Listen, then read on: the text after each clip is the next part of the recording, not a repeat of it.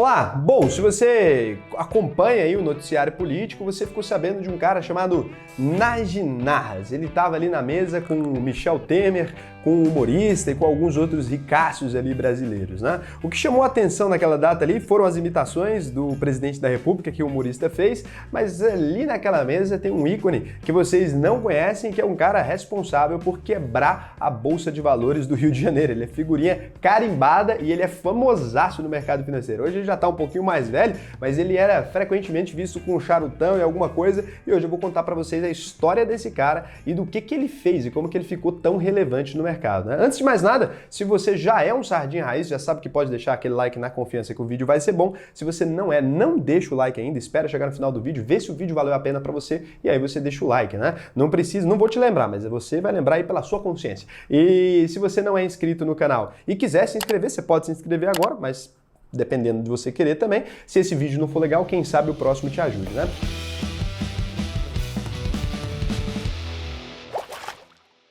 Mas então aqui, para a gente contar a história do Nagy Narras, a gente tem que começar essa história lá em 1945, ali, 3 de novembro, Líbano. O cara é libanês, né? Na infância do Narras ali, ele foi criado lá no Egito, fez alguns estudos na Inglaterra, ele nunca foi de família pobre. Em 1969, quando ele migra para o Brasil, ele já tinha mais ou menos 24 anos de idade. Ele recebeu uma herança familiar ali, uma pequena bagatela, pouca coisa, pouca grana, 50 milhões de dólares para montar seus primeiros negócios ali, famíliazinha tranquila, e o voo em que ele veio para Brasil, acabou sendo sequestrado, levado para Cuba, tem uma série de histórias ali que já mostrou que ele não é um cara que passa despercebido, né? Onde ele chega tem bagunça, ele é casado com uma brasileira e por isso ele chegou aqui já com visto residente, ou pelo menos era na época, né? Não vamos entrar na vida pessoal do cara. Então, nessa época ali, Narras aí de 24 anos, ele estava ali num momento da vida muito específico.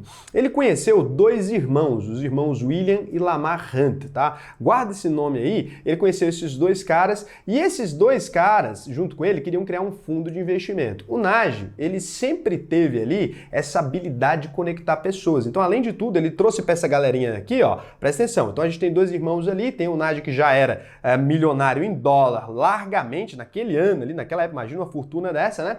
E ele ainda chama mais dois caras, né? Mais dois aqui, sheiks árabes, e ainda chama um investidor saudita ali também para se unir a eles em um projeto extremamente interessante. O que era esse projeto? Eles queriam controlar o preço da prata para lucrar com a desvalorização do dólar ali nas décadas de 70 e 80. Então, o objetivo desses bilionários ali do petróleo, juntar com esse menino, que na época era um menino e não tão rico quanto eles, era esse, controlar ali o preço da prata. Ele conseguiu fazer esse meio de campo ali com os árabes, o negócio dele de fazer um cartel lá da prata estava funcionando muito bem. O mercado americano começou a perceber a malandragem deles ali, a esperteza, e começou a criar diversas regras contra a alavancagem, contra algumas coisas ali. E o Nagy Narras foi considerado lá nos Estados Unidos como um cara que manipulou mesmo o mercado e foi condenado a pagar uma multa de 250 mil dólares. Em paralelo a isso, ele montou diversos empreendimentos, né? Incluindo a criação e exportação de coelhos, criação de cavalo, empreendimento imobiliário, mineração e até operações financeiras. Inclusive, ele frequentemente aparecia na televisão falando que os negócios dele ia desde tudo, desde agronegócio até mercado financeiro. Ele aparecia com charutão, ele é um cara bem icônico, né? A imagem do Nagy Narras no mercado financeiro daquela época era um cara muito famoso. Vale lembrar que o mercado não era tão maduro quanto hoje, né? Ele conseguiu quebrar a Bolsa do Rio de Janeiro porque era uma bolsa de valores que não era tão grande quanto agora, acabou depois sendo incorporada, inclusive, pela B3, que é a nossa empresa agora, né? Pela BMF, que acabou virando a B3. Então, no início da década de 80 ali, ele era um cara extremamente popular, tido como o cara mais rico da Bolsa de Valores do Rio de Janeiro. O nome dele, inclusive, se você lê livros da época, jornais da época ali, você vai perceber que ele estava em todas, né? Naquele período, a gente tinha duas bolsas de valores, isso aqui é importante para a história. A gente tinha a Bolsa de Valores do Rio, BVRJ, né? E a de São Paulo, Bovespa, que hoje em dia é o nome do nosso índice. Para entender como que o Narras quebrou a Bolsa de Valores, não é muito difícil. Eu vou te explicar aqui e você vai entender. Existe um mercado dentro da Bolsa de Valores que existe até hoje, tá? Que se chama opções. Então, uma opção de compra é uma coisa que você pode comprar ali para proteger o seu capital ou mesmo para ter uma certeza que você vai poder comprar uma ação por determinado valor. Então imagina o seguinte, se você tem uma ação ali de Petrobras, está custando R$100, você pode pagar R$1 hoje para ter o direito de compra de Petrobras a R$100. Então o Narras, ele pegava uma grana alavancada, nem dinheiro dele era, só que óbvio, ele tinha todo um lobby ali, ele era um cara gigantesco no mercado e tal, ele comprava vários direitos de compra de Petrobras a R$100. Imagina, eu comprei um monte de direito de compra de comprar Petrobras a R$100. R$100. Ele ia lá no mercado normal, então esse ele fez o mercado de opções. Ele ia lá no mercado normal e dizem que ele comprava ações por tempo, não era nem por valor. Ele fala assim, ó, me vê meia hora de Petrobras. Ele ficava comprando todas as ações que estavam vendendo de Petrobras ali. O preço das ações de Petrobras iam a 130, 140, 160 que fosse, um valor absurdo, porque ele comprou tudo durante alguns momentos e lembra que a bolsa era analógica, né? Então tinha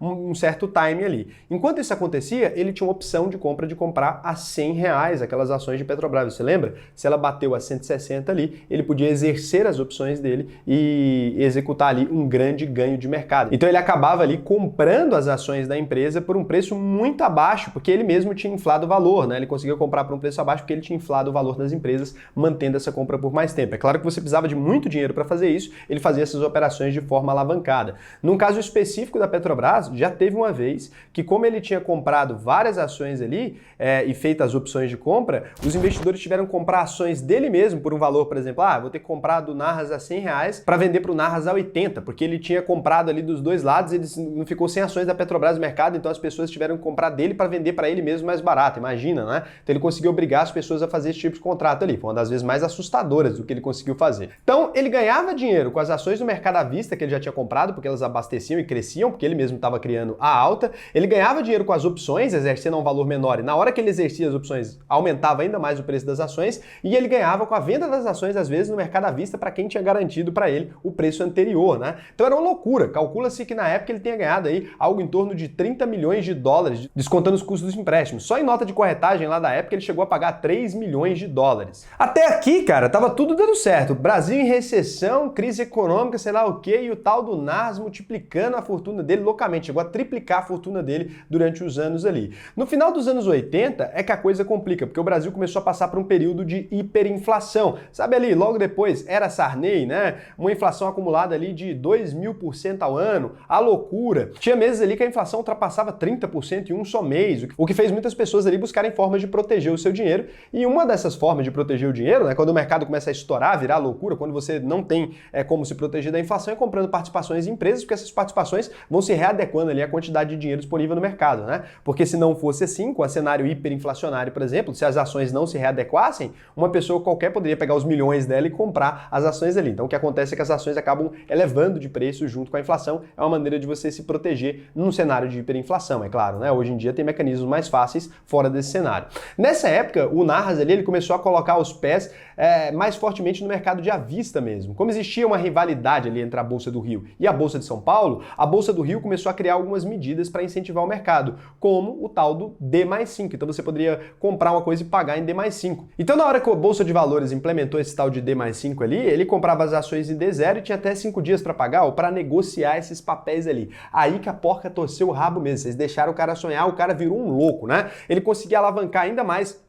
Nesse momento ele conseguia alavancar ainda mais os ganhos dele. O que ele fazia? Ele podia comprar uma ação aqui e aí ele já vendia às vezes no outro dia e pegava o recibo dessa venda ali que ele tinha feito, de uma ação que ele tinha comprado nem tinha pago ainda, já pagava ali a venda ou às vezes nem pagava ou simplesmente pegava aquele bolo de papel que ele tinha um monte de ação que ele estava vendendo e comprando e utilizava como garantia para alavancar ainda mais os empréstimos dele, né? Então na verdade ele foi fazendo uma venda com base em nada. E aqui entra outro fator muito agravante. O Narras não era um cara qualquer. Naquela época poucas pessoas tinham tanto dinheiro quanto ele tinha, então ele era um cara extremamente pesado para o mercado. Então, além dele ser um cara naturalmente, ele já tinha dinheiro demais e muita compra e muita venda, né? Ele já era um cara pesado para o mercado que não era tão grande. Além disso, ele ainda estava alavancando-se demais e ainda estava usando estratégia que não era realmente ilícita ali, né? Para você ter uma ideia do quanto pesado ele era, em 1988, né, o Narras ali abriu uma operação de compra e venda de 10,39 milhões de ações preferenciais de Petro, que correspondia na época a 60% de todas as negociações da Bolsa de Valores do Rio. Olha o quanto ele estava fazendo bagunça na Bolsa, né? Um cara controlando isso. Para você ter uma ideia ali, ele fazia tanta bagunça, tanta loucura, que ele conseguiu fazer a Bolsa pampar ali em 2.000% em um ano. Só que nesse momento a galera começou a ficar meio ressabiada e começou a assustar. Por quê? Porque aquilo que ele estava fazendo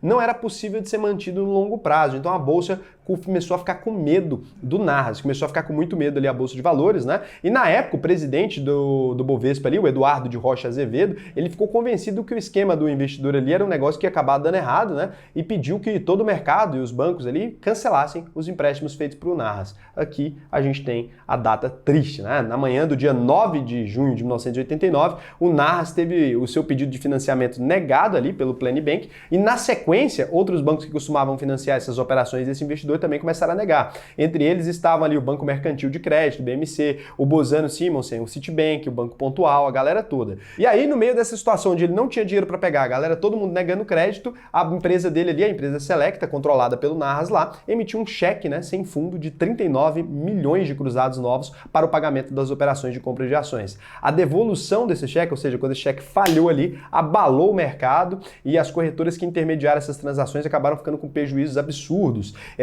Os prejuízos na época foram estimados em 500 milhões de dólares. 5 dessas corretoras que ele utilizava ali tiveram que ser fechadas pelo Banco Central.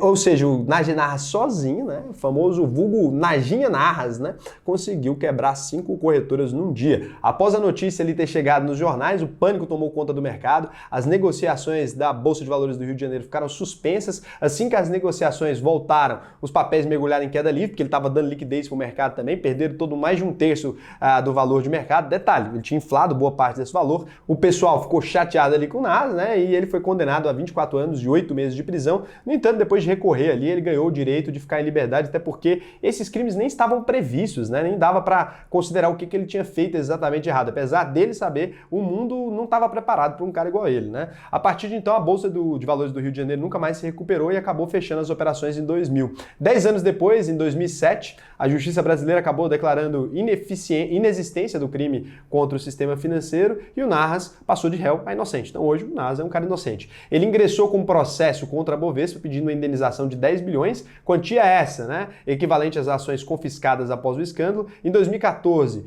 o processo movido por ele foi julgado improcedente e hoje o Narras está fazendo o quê? Aparentemente nada, né? Tá aposentado e estava lá, rindo das piadas do cara lá, foi isso que aconteceu.